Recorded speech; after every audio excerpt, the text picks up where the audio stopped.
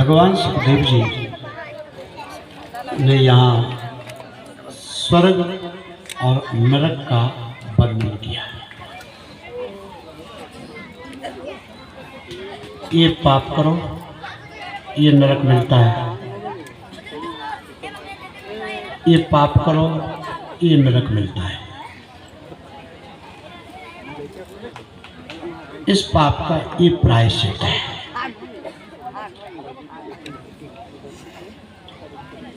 मरने के बाद में भी नरक है, मरने के बाद में भी स्वर्ग है,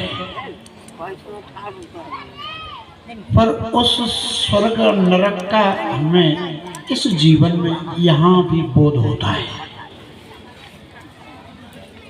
अच्छा, अमुक व्यक्ति नरक से आया है और वो नरक में ही है और मरने के बाद नरक जाएगा।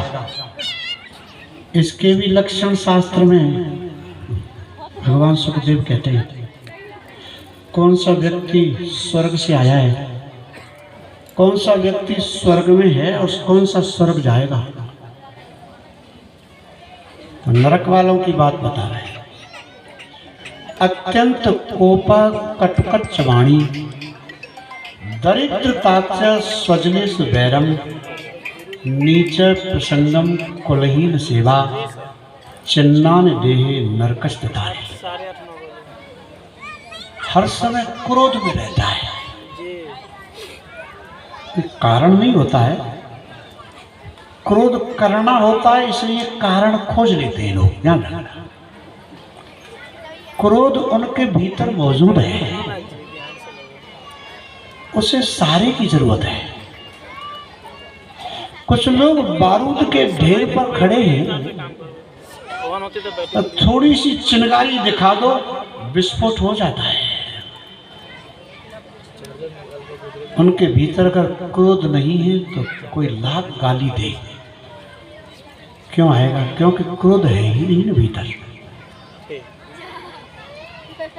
कुछ लोग हर समय क्रोध में ही बात करेंगे, तो क्रोध में सामान्य बात करेंगे तो ऐसा लगेगा किसी कोई लड़ाई हो रही है। देखा होगा आपने, सामान्य बातचीत करते हैं तो भी लगता है कि कुछ युद्ध हो रहा है, कहीं झगड़ा हो गया, लड़ाई हो रही है।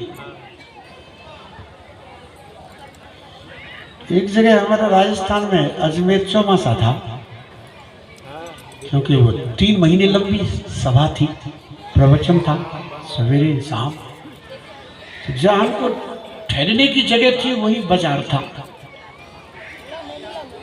और 2 व्यापारी आपस में बात करते तो ऐसी करते जैसे कोई लड़ाई हो गई, लड़ रहे हैं। एक दिन तो ये हालत हो गई कि वो खड़ा हुआ, वो खड़ा हुआ, लड़ाई हो गई। अब इधर से वाहन रुक गए, इधर से रुक गए। अच्छा, जब लड़ाई होती है तो लोगों को बड़ा रशा आता है, देखा होगा आपने। कहीं लड़ाई अगर हो रही हो तो जो ऑफिस जा रहा है वो ऑफिस नहीं जाएगा, क्योंकि बिना पैसे का सर्कस। लड़ाई में इतना रस है कि बिना पैसे का ही तमाशा, तो महत्वपूर्ण काम छोड़ देगा। और कहीं लड़ाई होते होते रुक जाए, सुलह हो जाए, तो वो बड़े निराश होते हैं, हद हो गई, बेकार घंटा भर गया, कुछ हुआ ही नहीं, क्योंकि वो लड़ाई हमारे भीतर है। तो लड़ते रहते एक दूसरे। एक दिन ये हालत हो गई, लोग खड़े हो गए। किसी ने पुलिस को फोन कर दिया कि आओ यहाँ से खून बात होने वाला है। पुलिस की गाड़ी आ गई। उन्होंने कहा कि आप क्यों लड़ रहे? उन्होंने कहा हम कहाँ लड़ रहे हैं, तो लड़ तो रहे हैं। लोगों ने कहा हम तो बातचीत कर रहे थे। पुलिस ने कहा, उन्होंने कहा हम तो रोज ही बातचीत करते हैं ऐसे। तो उनकी बातचीत भी ऐसे समझे जैसे कोई लड़ाई हो रही है। अत्यंत कोप, कटुकच्च वाणी, वाणी बोलेंगे तो मीनिंगलेस, अर्थहीन, कड़वी तीखी बोलिए तो तब जब बोलवे की सुध होए, न तो मुख मौन गए चुप हो रही है। गाइए तो तब जब गायवे को कंठ होए, श्रवण के सुनत ही मन जाए गई है। जोरिए तो तब जब जोरिए की सुध होए, तुक भंग छंद भंग अर्थ न मिले कछु सुंदर कहते ऐसी वाणी नहीं कहिए। दो ज्ञानी मिल जाएं तो ज्यादा बातचीत नहीं करेंगे, चुप रहेंगे। यद्यपि बातचीत करने को उनके पास बहुत होता है। और दो बेवकूफ, दो अज्ञानी, दो मूर्ख मिल जाएं तो चुप नहीं बैठ सकते। देखा होगा, चुप बैठ ही नहीं सकते। यद्यपि बेई बातें हैं जिनको वे 50 बार पहले भी कर चुके हैं।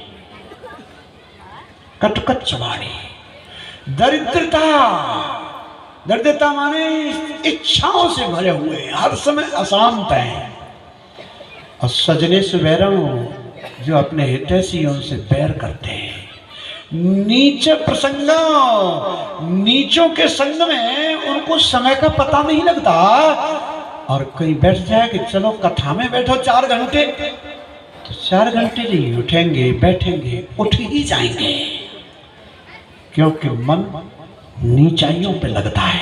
याद रखना, ऊंचाइयों पे मन का सांस फूलता है, ऊंचाइयों पे मन की मौत होती है। कोई अपनी मौत क्यों चाहेगा? इसलिए मन कहता उठो, ये अपनी जगह नहीं है, उठो यहां से, ये अपनी बातें नहीं है, ये बेकार की बातें है। फिर कहीं दुकान पे कहीं गप लग रही हो, जहां भी वहां मन लग जाएगा, वहां एडजस्टमेंट बिठा लेता है मन। श्रेष्ठ जगह पे की सांस भर जाती है। कुलहीन सेवा, जिनकी सेवा करने से पुण्य होगा, जिनकी सेवा से गौरव होगा, जिसकी सेवा से संत महात्मा ज्ञानी भगवान प्रसन्न होंगे, उनकी सेवा कभी नहीं करेंगे। नीचे कुलहीन सेवा, ये चिन्नान रेहे नरकस्थितानी, ये नरक से आए हुए प्राणी के लक्षण हैं। और नरक में है। देखो है? तो कुछ तो हम हमारा नरक और स्वर्ग अपने साथ ही लेके घूमते हैं। कुछ तो यही हिसाब बराबर हो जाता है। बाहर से आपको पता लगता है कि बड़ी बड़ी बिल्डिंगें, पर उनकी जो अंतर्दशा है, मनोदशा है, उसे भी देख लो।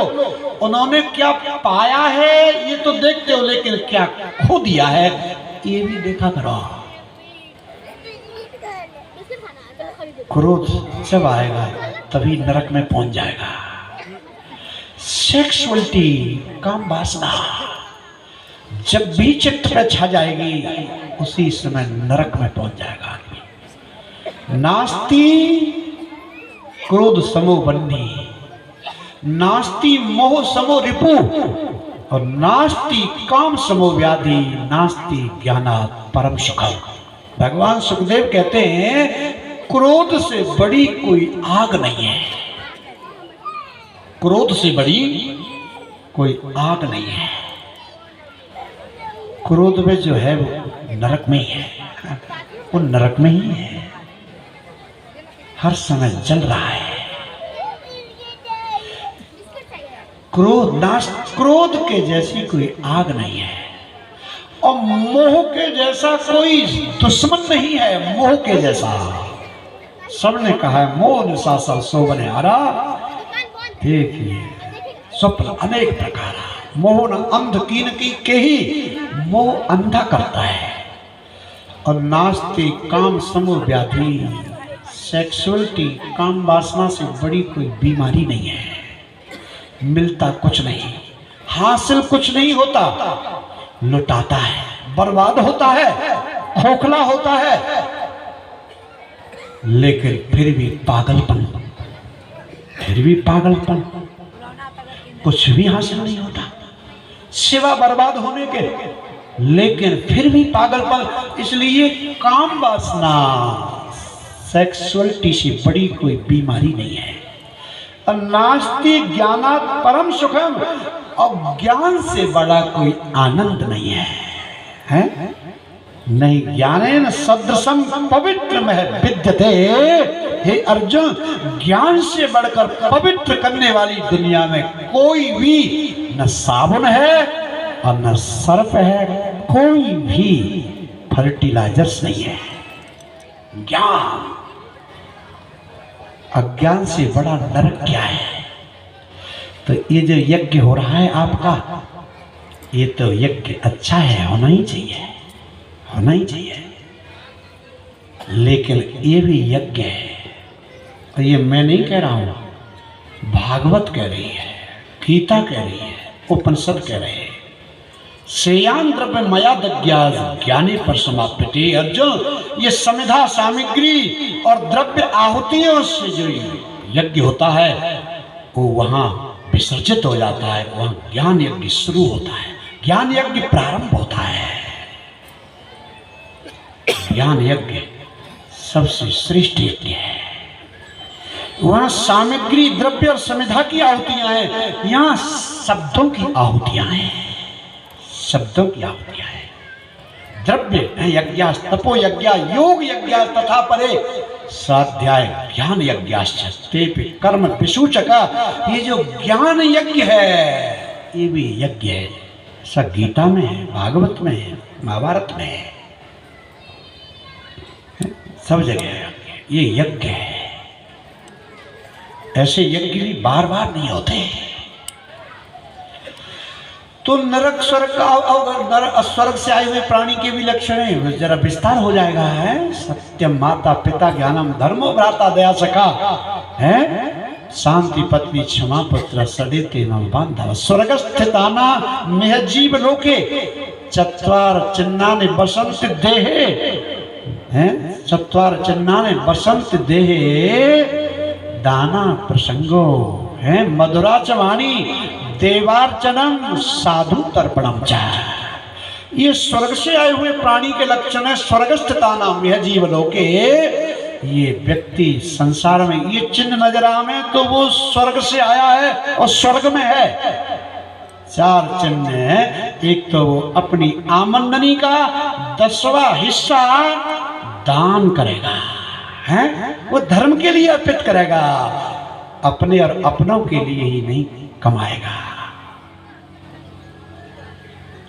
दाना प्रसंगो मधुराच वाणी, वो अर्थ वाली गरिमा की वाणी, गौरव की वाणी, तेजस्वी वाणी, और उसकी वाणी विचित्र मधुर और मीठी होगी। और देवार्चनम, वो भगवान का भक्त होगा। साधु तर्पणम च, वो साधु संतों से अपने को जोड़ के रखेगा। सत्संग के बिना वो नहीं रह सकता।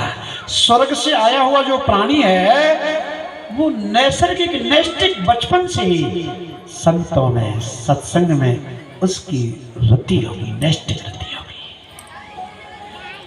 तो इतने स्वर्ग हैं, इतने नरक हैं, और ये सब इतने नरकों का जब विचित्र वर्णन किया भगवान सुखदेव जी ने, तो परीक्षित के मन में आया कि मैंने भी पाप किया है। भजन करते हुए महात्मा समीक के गले में मैंने मरा हुआ सर्प डाला है, मैंने भी पाप किया है, मुझे कौन सा नरक मिलेगा, कौन सा नरक मिलेगा। परीक्षित ने ये बात प्रकट में नहीं कही सुखदेव जी को, उनके मन में आई। लेकिन सुखदेव जी ने मनोविज्ञान नहीं पढ़ा हो, ऐसा कैसे हो सकता है। जो अपने मन को पढ़ लेता है वो दूसरे के मन को पढ़ लेता है, ध्यान रखना। जो अपने मन का राइट ऑब्जर्वेशन कर लेता है वो दूसरे के मन का भी राइट ऑब्जर्वेशन कर लेता है? जो अपने मन का हर कोण से बिल्कुल दी अल्टीमेट डीप अंतिम गहराइयों तक मन को स्पर्श करता है, वो दूसरे के मन को भी पढ़ लेता है। सुखदेव जी ने परीक्षित के मन की बात को जान लिया और कहा, राजन, अरे जितने पाप हैं उतने प्रायश्चित भी हैं, जितनी बीमारियां हैं उतनी दवाइयां भी हैं। इधर बीमारी उतनी दवाइयां हैं, जितने सवाल हैं उतने जवाब हैं।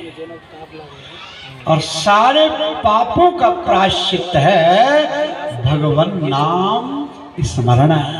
सब पापों का प्रायश्चित है केवल के चितया भक्त्या वासुदेव परायण अघम भवंति कास्मेन निहारमिव भास्कर। सुखदेव जी कहते हैं कि जैसे सूर्य के निकलते ही अंधकार समाप्त हो जाता है, इसी प्रकार से वासुदेव के परायण होते ही भगवान नाम स्मरण करते ही सारी पाप राशि जल करके भस्मीभूत हो जाती है।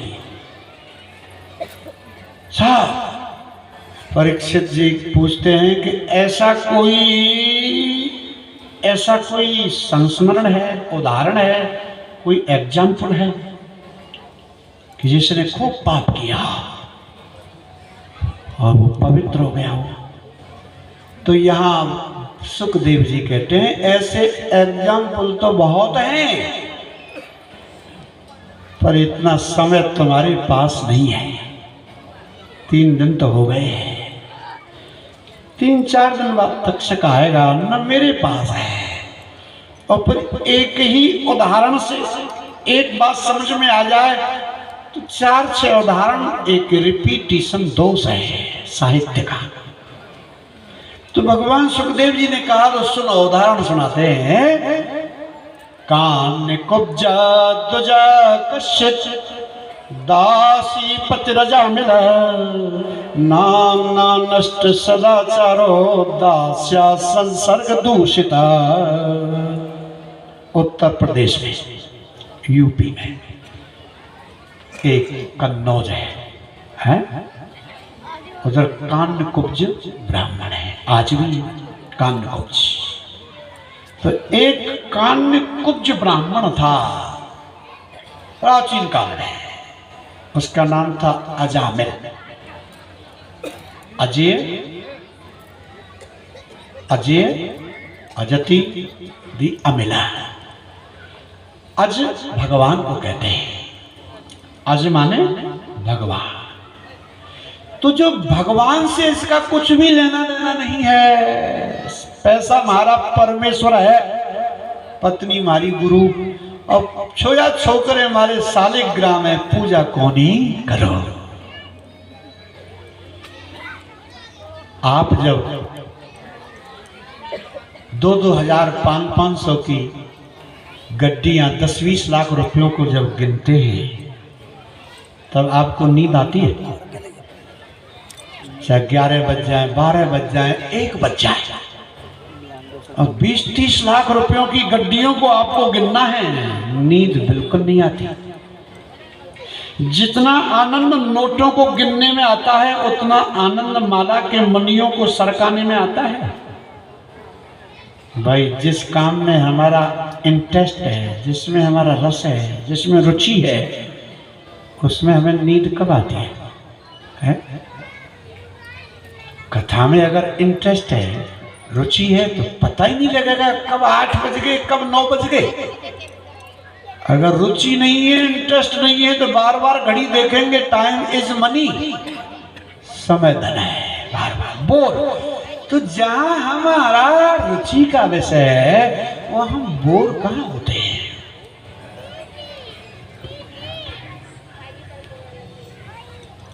इसलिए भगवान सुखदेव जी ने कहा एक कन्नौज, ये भगवान से कुछ मतलब नहीं है, भगवान से दूर, बस पत्नी के ये तो अच्छा, ये तो हंसी विनोद की बात है, कोई बात नहीं है।